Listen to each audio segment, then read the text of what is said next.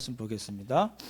사사기 21장 1절부터 4절까지 읽고 마지막 25절 같이 읽도록 하겠습니다.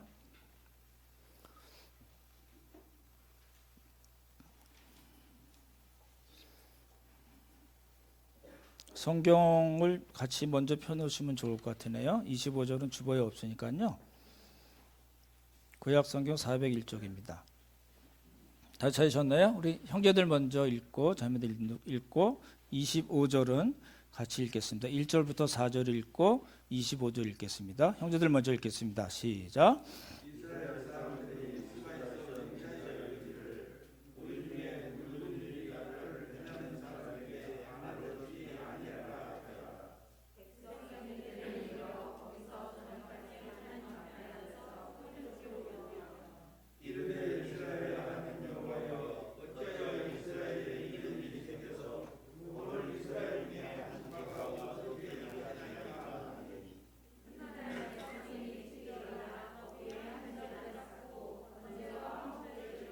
(25절) 같이 읽겠습니다.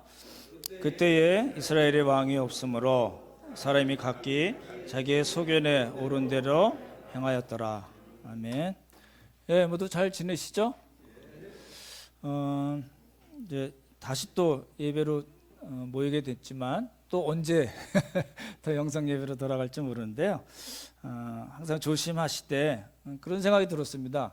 조심하시지만 눌리지는 않았으면 좋겠습니다. 우리의 마음이 이런 상황 때문에 눌리지 않고 하나님의 뜻대로 잘 힘있게 이렇게 잘 살아나가시면 좋을 것 같습니다. 사사기 퀴즈 다 내셨죠?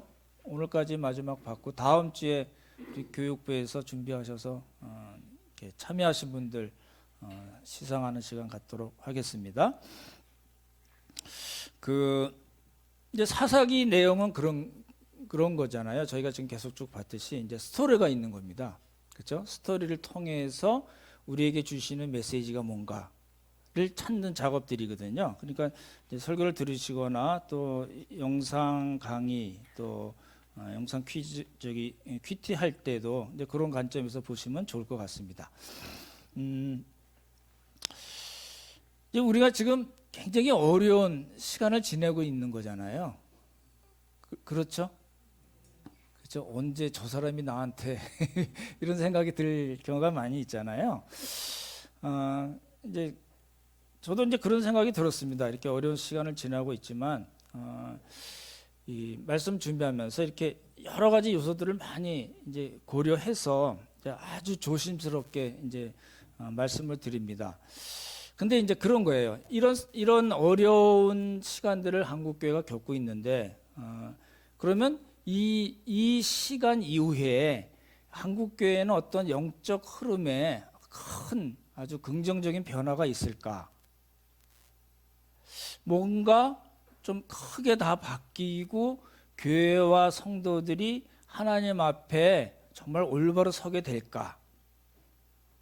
지난주에 말씀드렸듯이 근본적인 마음과 행동의 변화가 일어나고 정말 진짜 회개, 진정한 영성이 가능해질까를 생각하게 되는 겁니다. 이제 잘 아시다시피 이제 이런 시간 때문에 이제 교회와 예배에 대한 변화가 이제 서서히 일어나고 있습니다. 여러분들 잘 느끼시죠? 근데 그런 조짐들이 많이 일어나고 있잖아요. 그래서 이제 교회가 무엇인가, 예배가 무엇인가에 대한 논의가 점점 또 진행이 되면 어떤 문제가 생기냐면 교회와 예배의 어떤 형태뿐만 아니라 교회와 예배가 무엇인가에 대한 아주 신학적이고 성경적인 개념까지도 나중에 다시 다루게 될 겁니다. 그렇죠? 앞으로 이제 이 교회들이 정말 교회가 뭐야? 우리 성도들이 이 성경에서 말씀하시는 교회가 뭐야를 이제 다시 보게 될 거고요. 그걸 통해서 우리는 정말 어떤 예배가 정말 성경적인 예배인가까지도 이제 이야기가 될 것 같습니다. 잘 아시다시피 이제 이 사태 전에도 인터넷 교회들이 있었습니다. 그렇죠? 인터넷 교회들이 있었고, 예를 들어서 어떤 사이트를 보고 인터넷 예배를 드리고, 그 인터넷 교회에 가입하고 예배를 드리고, 또 헌금도 또 송금하고, 뭐 이런 식의 형태가 있었지만 이번 사태를 통해서 이게 더 많아지기도 할 수 있고, 점점점 더 구체화돼가는 그런 일이 아마 있을 거라고 봅니다. 저희가 이제 교회를 시작하면서부터 이제 예배에 대한 이야기를 많이 말씀드렸습니다. 공동체 예배뿐만 아니라 일상 예배에 대한 이야기를 여러 번 말씀을 드렸고, 저희들이 이제 임직자 훈련 때도 다른 거 하지 않고 교회가 무엇인가, 교회의 본질이 무엇이고 교회의 사명이 무엇인가에 대해서 저희가 이렇게 긴 시간 다뤘었고요. 앞으로도 이제 임직하실 분들이 있을 때 아마 이제 다루게 될 겁니다. 이제 이 인터넷 예배나 인터넷 교회나 어떤 우리 비대면 많이 안 쓰던 단어들을 이제 쓰게 되잖아요. 뭐 스트리밍, 실시간 예배, 영상 예배 이런 이야기들이 많이 나오는데, 이게 좋은 점이 뭐냐면요. 좋은 점이 있습니다. 이거는 이제 교권주의가 쓸 자리가 없는 거예요. 그렇죠? 목사에게 과도하게 주어진 어떤 권한이 자연스럽게 없어지게 되는 그런 구조로 갈 겁니다. 물량주의, 배금주의, 우리가 흔히 얘기하는 만문 이미지라고 그러잖아요.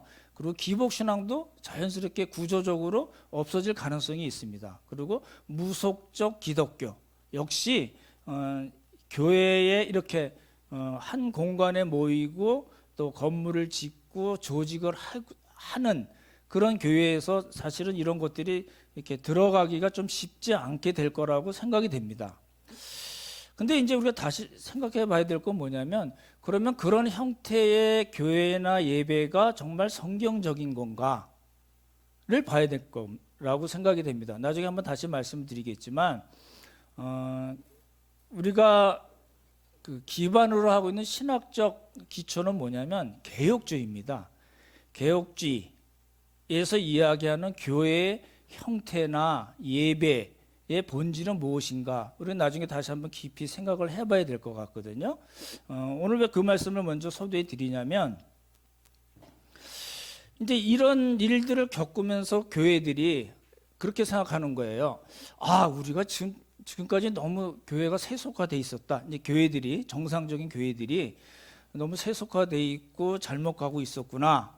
그리고 목회자들이 성도들을 어떤 그 수단으로 삼고 너무 도구화해 오지 않았는가라고 생각하고, 어떤 행동의 변화가 동반된 진정한 회개에 이룰 수 있을까?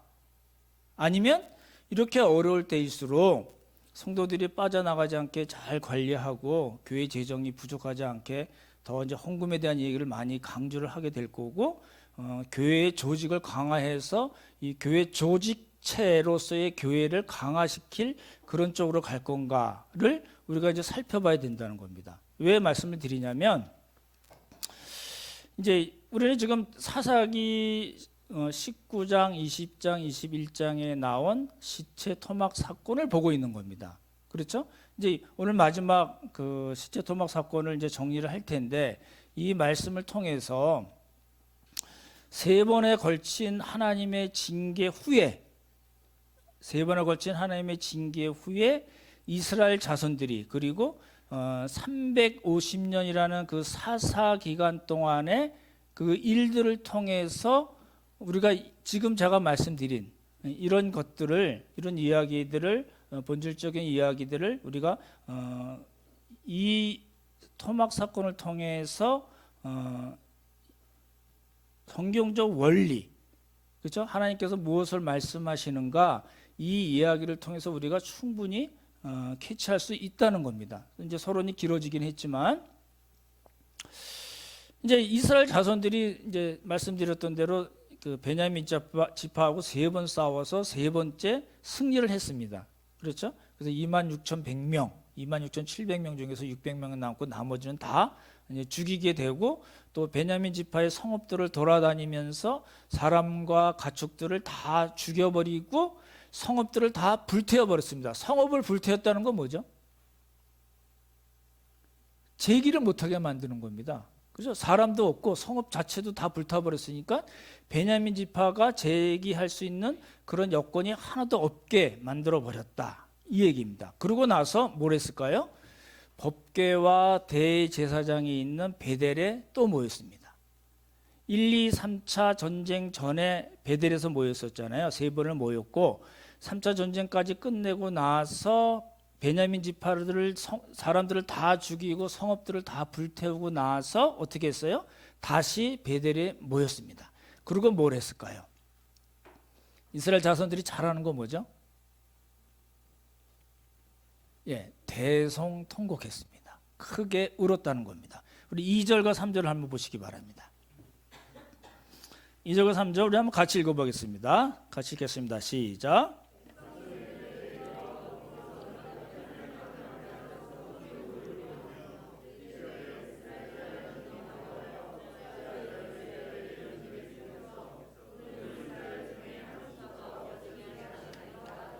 예, 이게 공동 번역으로 제가 읽어드릴게요. 이스라엘 군은 베델로 가서 저녁이 되도록 하나님 앞에 앉아서 소리질러 대성통곡하며 아뢰었다. 뭐라고 아뢰었냐면 이스라엘의 하나님 야훼여, 어찌하여 이스라엘이 이런 일을 당해야 했습니까?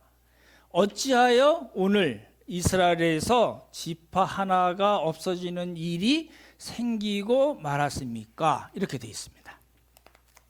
재밌죠? 재미없으신가요? 굉장히 재밌는 이야기인데 왜 재밌는 이야기일까요? 자신들이 40만 명이 그 시체 토막을 하나씩 받아들고 40만 명이 어디서부터 왔어요? 단에서부터 브엘세바까지 요단 동편에 어디요? 예, 길르앗에서 다 미스바에 모였습니다. 미스바에 모여서 그 윤관을 하고 죽인 그 불량배들을 내놓으라고 얘기했지만 베냐민 지파가 말을 안 듣자 어떻게 했어요? 동족들을 1, 2, 3차에 걸쳐서 자기들이 지고 3차에서는 죽이고 또 죽였어요. 600명 베냐민 지파 한 5만 20세 이상만 한 5만이니까 전체로 따지면 한 3, 40만 충분히 될 거 아니에요. 그 사람들을 다 죽이고 600명만 딱 남았어요. 그러고 나서 뭐 했어요? 베델에 모여서 여호와 앞에서 저녁이 되도록 뭐 했어요? 울었어요. 그리고 뭐라고 얘기했어요? 하나님, 어찌하여 이런 일이 일어나게 했습니까?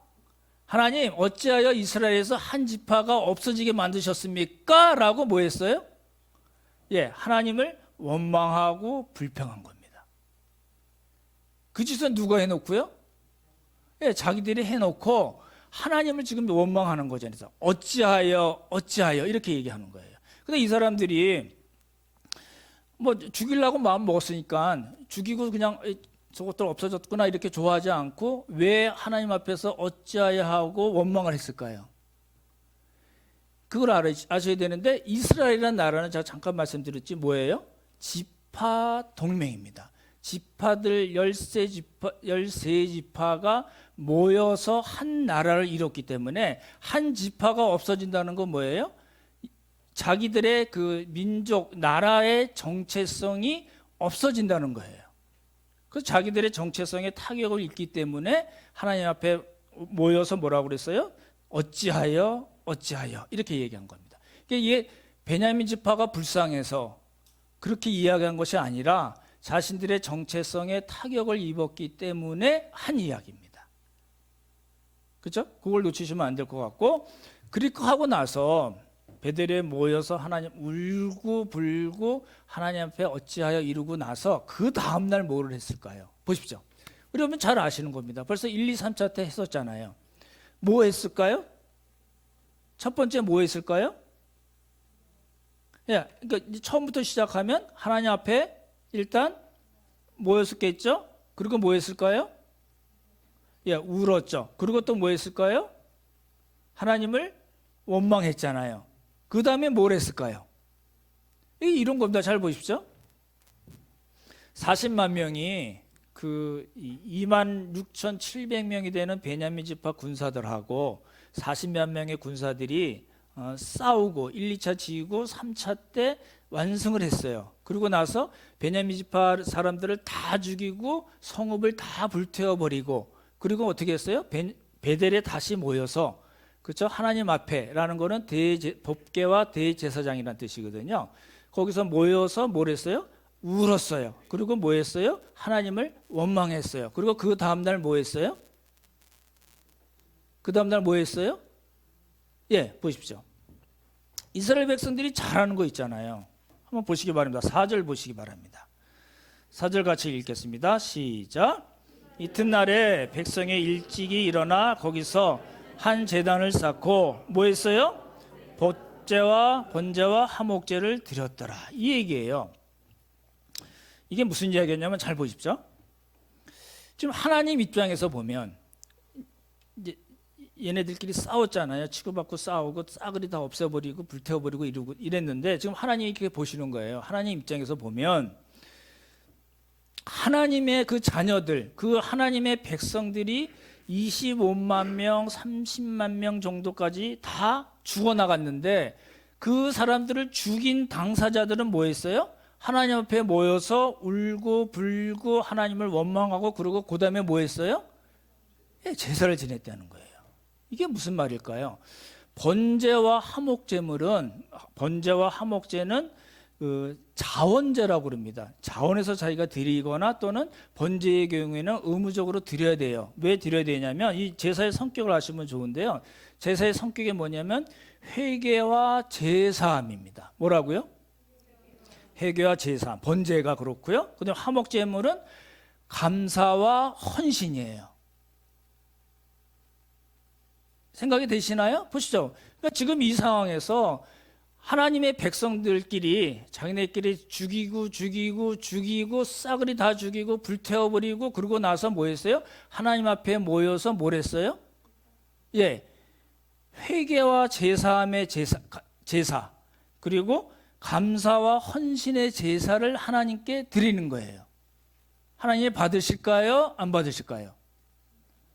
이런 겁니다. 그러니까 하나님 마음에 어찌저든지 간에 관계없이, 어떻든지 간에 관계없이, 조금 표현이 그렇지만 하나님, 우리가 제단을 쌓고 번제와 화목제물로 소, 양 이렇게 드리니까 이거 맛있게 드시고 우리가 하는 일이 잘 되게 해주세요 라는 뜻입니다. 잘 생각해 보십시오. 이스라엘 백성들이 드리는 이 제사는 뭐냐면 회개와 제사함 그리고 감사와 헌신이 아니라 제사라는 것의 기본 정신을 다 완전히 훼손하는 그런 못된 종교 쇼를 하고 있는 겁니다. 그렇죠?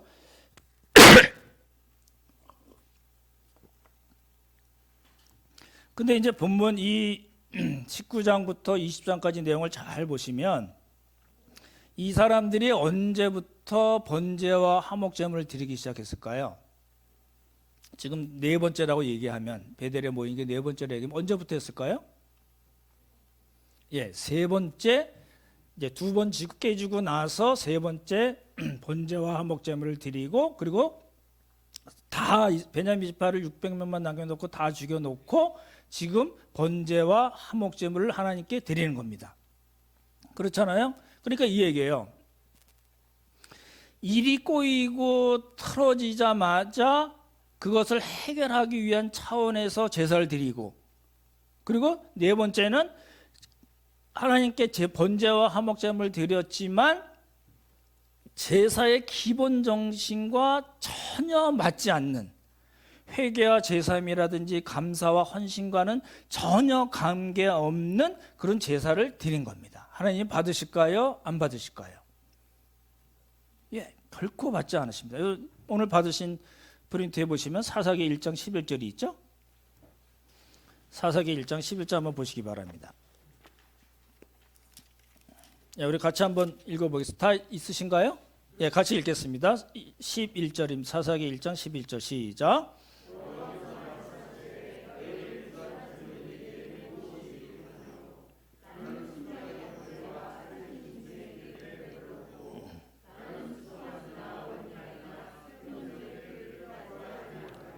예, 하나님은 잘 생각해 보십시오. 아까 제가 초두에 교회의 형태와 예배의 본질에 대해서 말씀을 드렸는데, 내 마음대로 살고 와서 예배 드리면 하나님 받으실까요?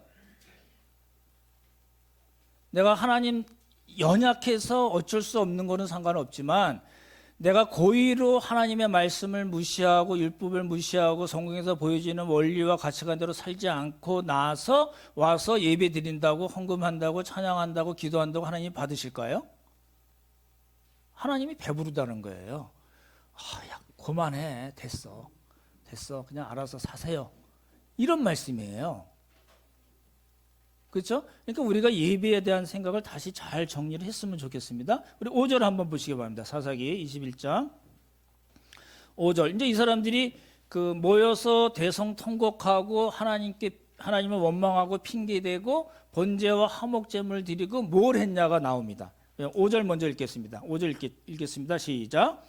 이스라엘 자손이 이르되 이스라엘 온 지파 중에 총회와 함께하여 여호와 앞에 올라오지 아니한 자가 누구냐 하니, 이는 그들이 크게 맹세하기를 미스바에 와서 여호와 앞에 이르지 아니하는 자는 반드시 죽일 것이라 하였습니다. 8절과 9절 또 읽겠습니다. 시작.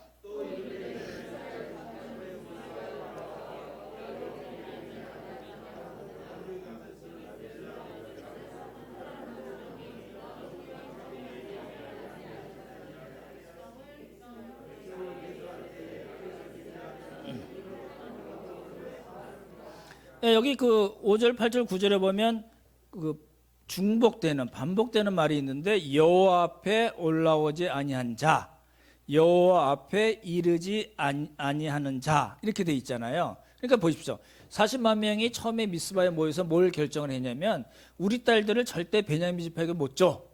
이걸 하나 얘기를 했고, 그리고 여기 다 단에서 브에세바부터 요단까지 길라까지 사람들이 다 모이는데 안 온 놈들 죽어, 이렇게 결정을 해버린 거예요. 그렇죠? 그리고 나서 이제 이 베냐민 지파들을 다 600만 넘고 죽이고 불사르고 하나님 앞에 모여서 뭐 했어요? 대성통곡하고, 하나님 어찌하여 이런 일이 벌어지게 했습니까? 이렇게 얘기하고, 또 그 다음날 뭐 했어요? 하나님 이거 맛있게 드세요 하고 뭐 했어요? 번제와 화목제를 드리고 나서 모여서 뭘 했어요? 어떤 놈이 안 왔어? 이 얘기잖아요. 그렇잖아요? 그래서 누가 안 하냐면 요단 동편의 길앗이라고 말씀드렸잖아요. 그래서 한 10km 정도 떨어진 야베스 길앗이라는 그 성읍의 사람들은 참여하지 않았어요. 그거 보고 이 사람들이 뭘 했을까요? 10절, 12절 한번 보시기 바랍니다. 이제 야베스 길앗 사람들이 하나도 오지 않은 걸 발견하고 이 사람들이 무엇을 했는가 나옵니다. 10절부터 12절 같이 한번 읽으시기 바랍니다. 시작.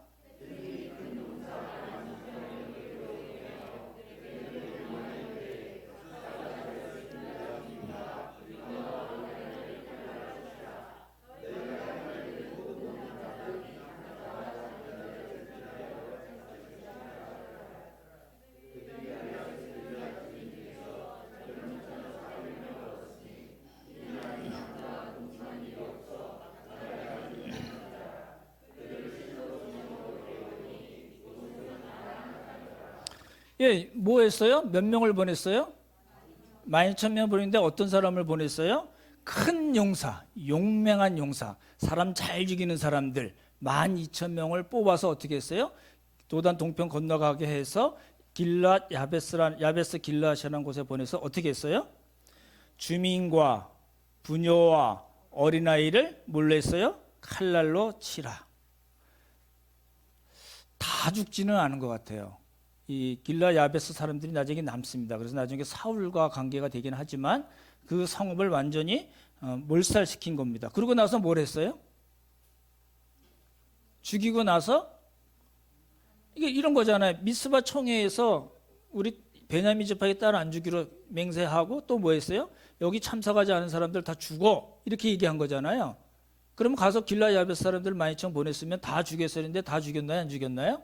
안 죽였어요. 왜요? 베냐민 지파가 한 사람 600명이니까 남자만 600명 딸랑했으니까 베냐민 지파가 살아남을 수 있을까요? 없잖아요. 그래서 그걸 지금 해결하려고 보내서 죽이고 젊은 처녀를 400명을 어떻게 했어요? 강제로 데려와서 베냐민 지파 군사 400명에게 준 겁니다. 그렇죠? 그러니까 이제 사실은 미스바 총회에서 맹세한 것은 잘못입니다. 그렇죠? 그렇긴 하지만 맹세한 대로 하자면 다 죽여야 되는데 베냐민 지파를 살리기 위해서 400명을 젊은 처녀를 데리고 와서 그 베냐민 지파 군사 400명에게 준 겁니다. 무슨 생각이 드시나요? 혹시 여러분의 이 딸들이 그런 일을 겪었다면 여러분 어떠실까요?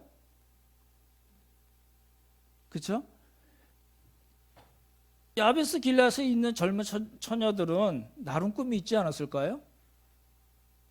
그렇죠? 좋아하는 남자가 있지 않았을까요? 그런 거 다 무시하는 겁니다. 그렇죠? 예, 그래서 이제 집단 납치에 해당됩니다. 집단으로 납치해서 강제로 결혼을 시킨 겁니다. 이건 결코 좋은 일이 아닙니다. 베냐민 지파가 살고 안 살고는 둘째 문제고, 그렇죠? 그렇게 준 행위 자체는 너무너무 반율법적인 행위입니다. 그렇죠? 거기서 놓치시면 안 되고요. 그래도 이제 600명이니까 몇 명이 부족해요? 200명을 또 어떻게 해결해야 되나요? 이제 안 온 사람이 없어요. 야베스 길앗뿐이 안 왔으니까 거기 쳐서 처녀들을 400명을 이제 베냐민 지파 군사에게 줬고, 그 200명 부족하잖아요. 그러니까 또 꽁수를 부립니다. 19절부터 22절 보시기 바랍니다. 19절부터 21절입니다. 같이 읽어보겠습니다. 시작. 또 이르되 보라, 베델 북쪽 르보나 남쪽 베델에서 세겜으로 올라가는 큰 길 동쪽 실로에 매년 여호와의 명절이 있도다 하고, 베냐민 자손에게 명령하여 이르되 가서 포도원에 숨어 보다가 실로의 여자들이 춤을 추러 나오거든 너희는 포도원에서 나와서 실의 딸 중에서 각각 하나를 붙들어 가지고 자기의 아내로 삼아 베냐민 땅으로 돌아가라. 예, 처음에는 400명은 야베스 길앗에서 이 젊은 처녀들을 잡아와서 줬고, 이제 200명을 어떻게 해결해요?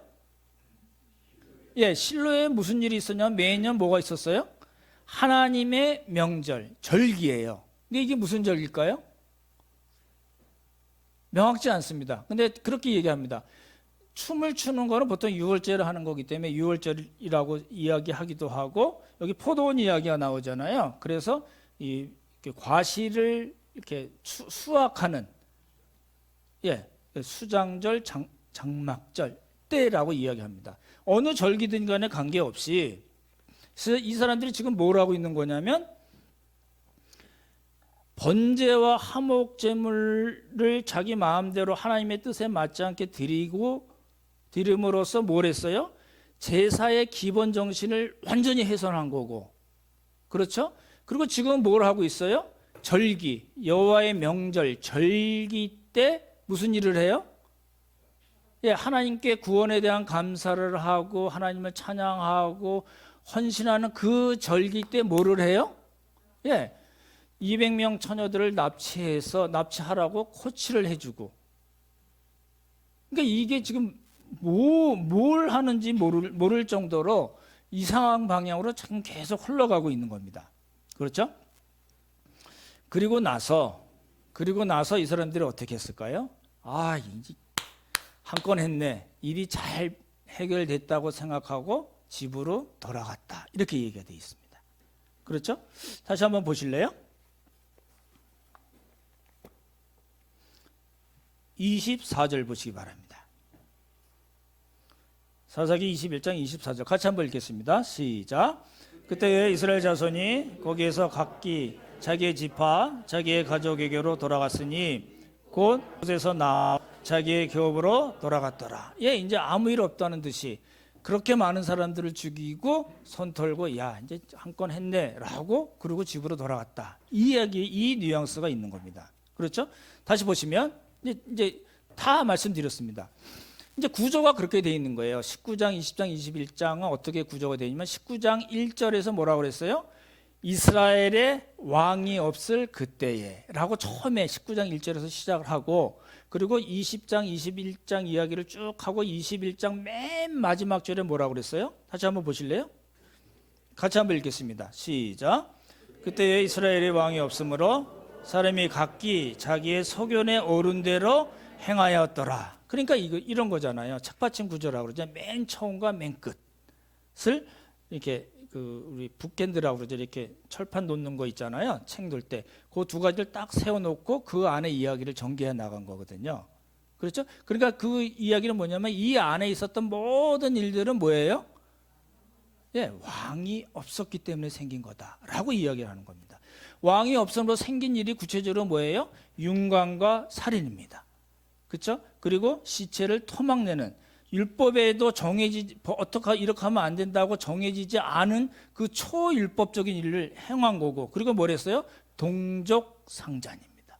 그렇죠? 대량 학살입니다. 25만 명에서 30만 명 더 될 수도 있습니다. 이스라엘 역사에 이런 일이 없었고요.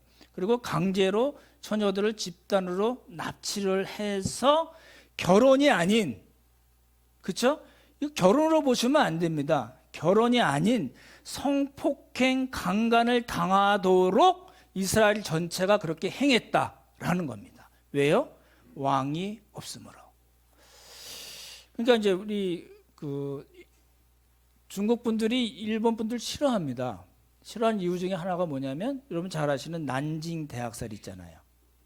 그렇죠? 최소 30만 명에서 100만까지 죽였대요. 막 찔러 죽이고 생으로 묻어서 죽이고 뭐 별짓 다 했다 그러잖아요. 그래서 지금도 그 중국 분들이 일본 사람들 아주 싫어합니다. 일본 물건은 좋아하지만 사람은 아주 싫어합니다. 난징 대학살이잖아요. 그게 원인이 되거든요. 근데 이거는 지금 다른 민족과 민족의 싸움이 아니고 하나님의 언약 백성들 간에 벌어진 말로 다 할 수 없는 아주 참혹한 일이라는데 문제가 있다는 겁니다. 그렇죠? 이제 이스라엘 이야기 다 끝났어요. 그럼 보십시오. 우리 한국교회는 어떤가요?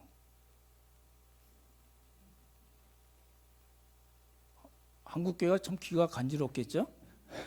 우리는 어떤가요?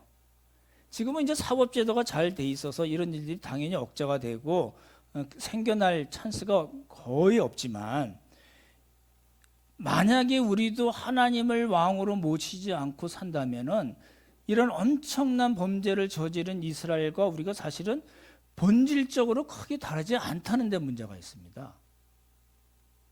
제가 이제 이 토막 사건을 통해서 결론적으로 말씀드리고 싶은 게 이 이야기입니다. 지난번에도 말씀드렸듯이 문제가 이제 한국교회가 이제 하도 어지럽고 너무 이상하게 가니까 이제 그런 얘기예요.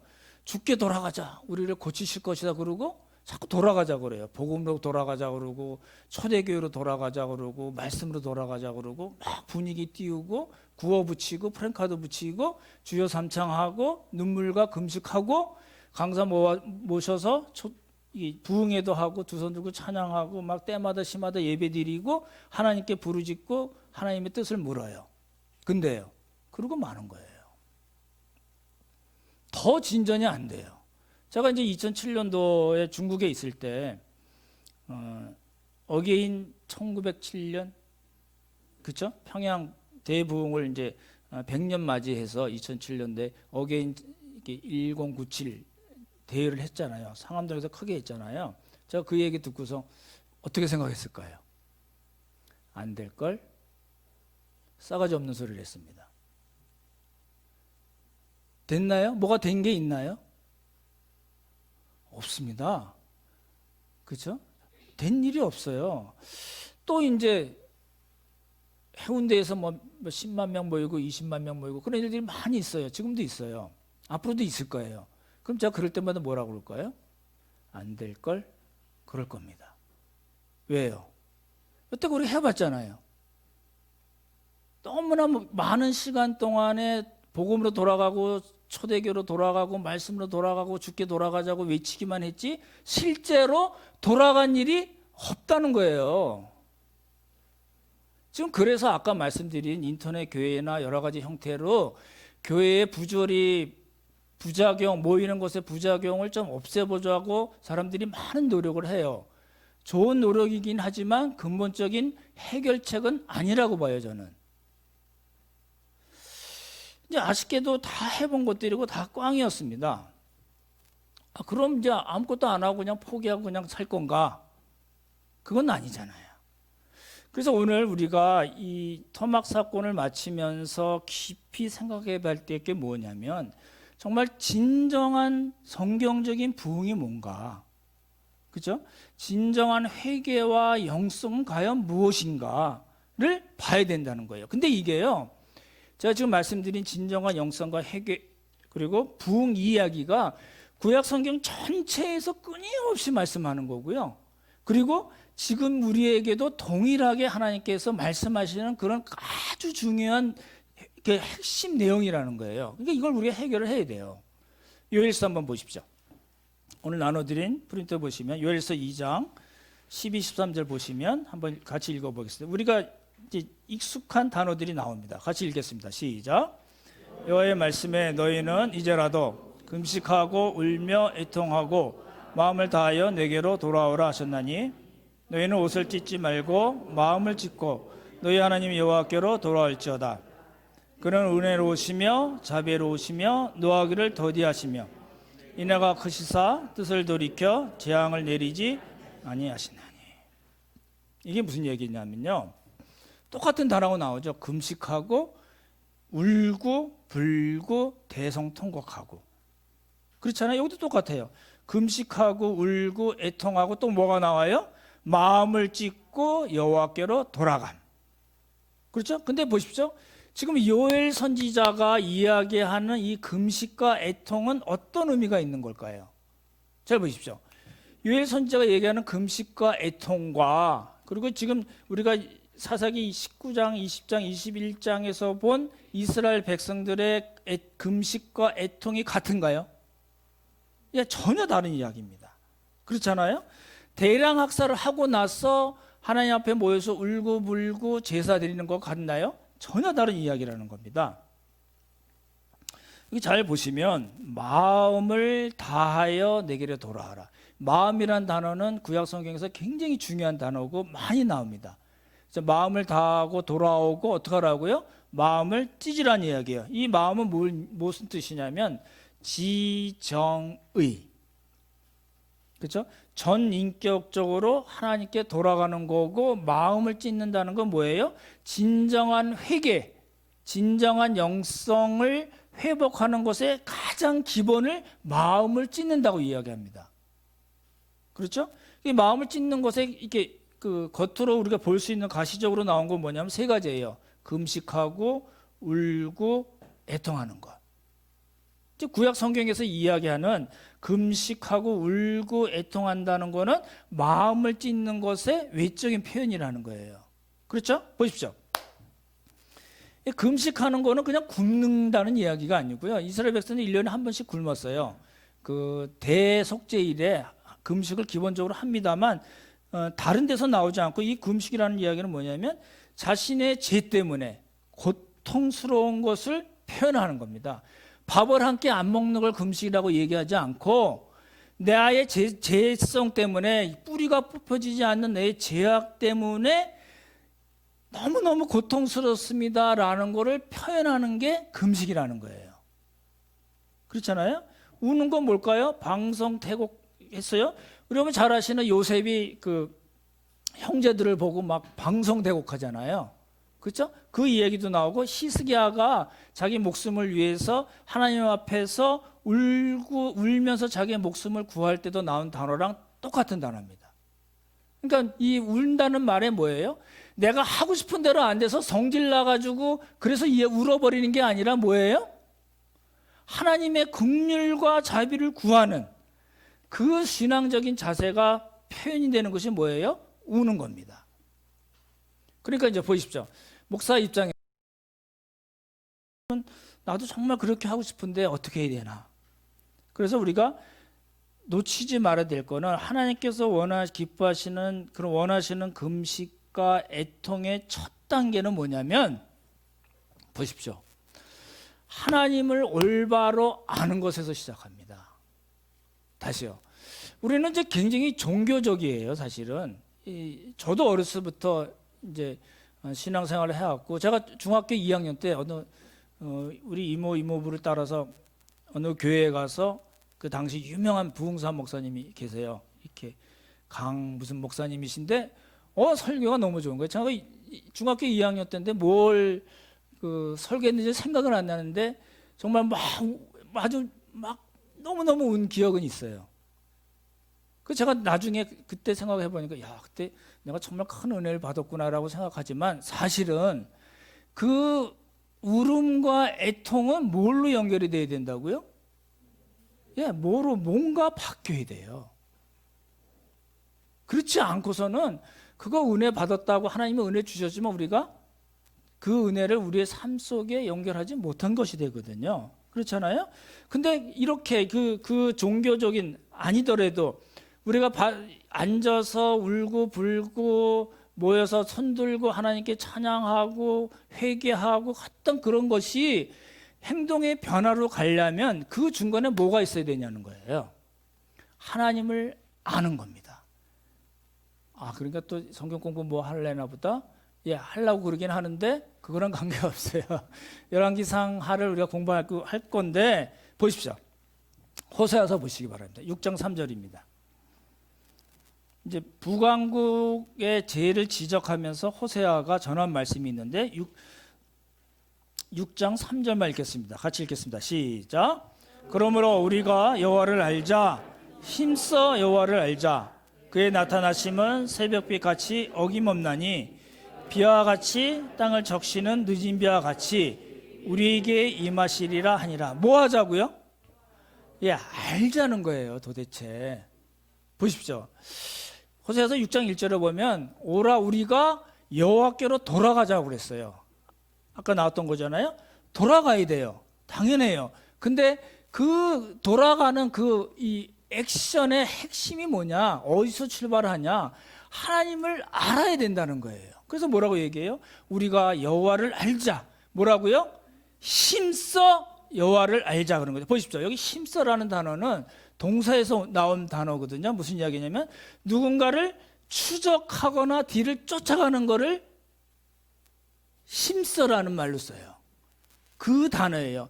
막 누구를 쫓아가는 거예요. 거기서 나온 부사가 힘써라는 단어예요. 그러니까 그 이야기는 뭘까요? 그래서 이 다른 표현은 그렇게 표현을 했습니다.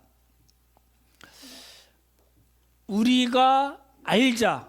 여호와를 알기 위해서 쫓아가자. 그렇게 표현이 되어 있어요. 원문을 직역하면 그렇게 되어 있는 겁니다. 우리가 알자. 여호와를 알기 위해 쫓아가자. 여러분 보십시오. 여러분 여호와를 알기 위해서 쫓아가시나요?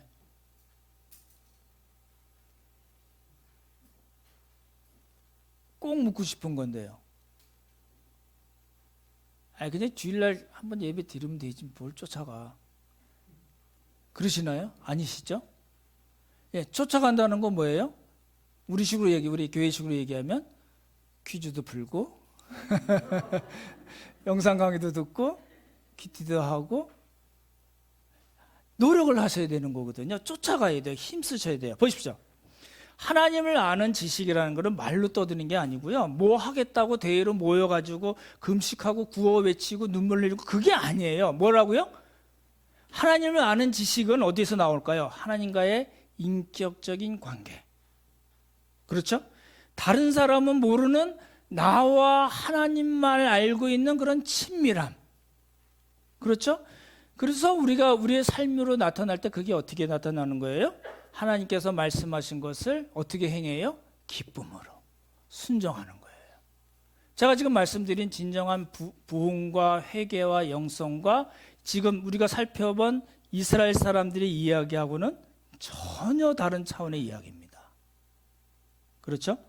오늘 말씀을 정리하겠습니다. 저희는 이제 17장, 18장을 통해서 미가 사건, 요나단 사건을 봤고, 그리고 19장부터 21장 말씀을 통해서 토막 사건을 다 살펴봤습니다.